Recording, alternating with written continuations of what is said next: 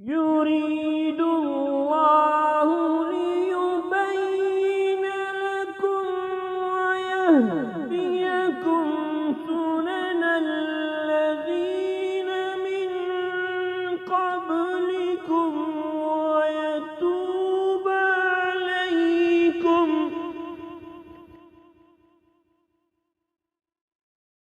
والله عليم حكيم.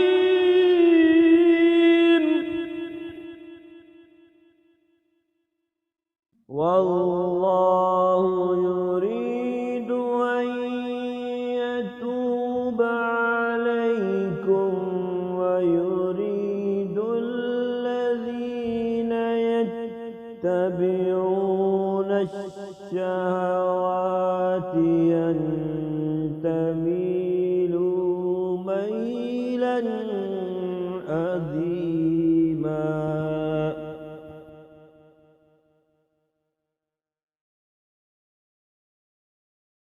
يريد الله أن يخفف عنكم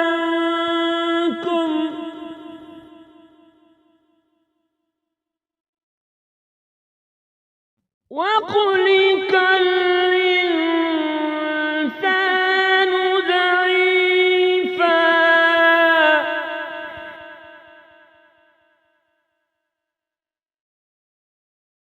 يا أيها الذين آمنوا لا تأكلوا أموالكم بينكم بالباطل إلا أن تكون تجارة عن تراض بينكم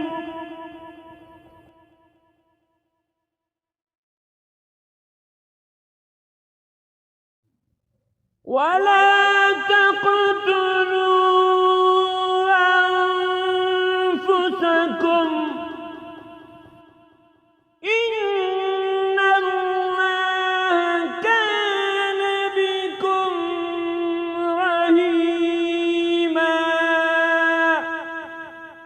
ومن يفعل ذلك عدوانا وظلما فسوف نصليه نارا وكان ذلك على الله يسيرا.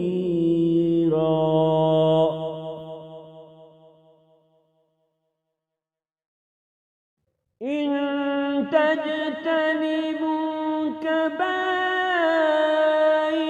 ما تنهون عنكم ونكفر عنكم سيئاتكم وندخلكم مدخلا كريما. ولا تتمنوا ما فضل الله به بعضكم على بعض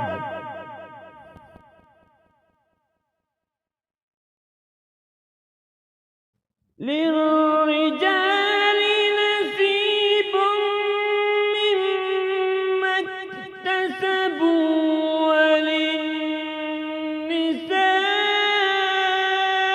نصيب مما اكتسبن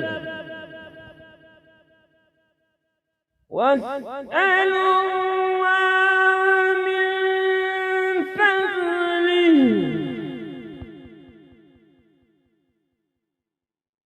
إن الله كان بكل شيء عليما.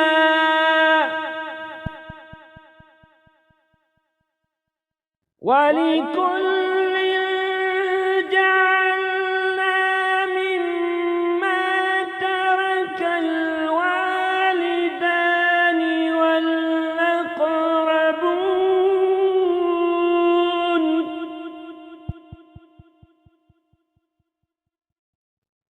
والذين عقدت أيمانكم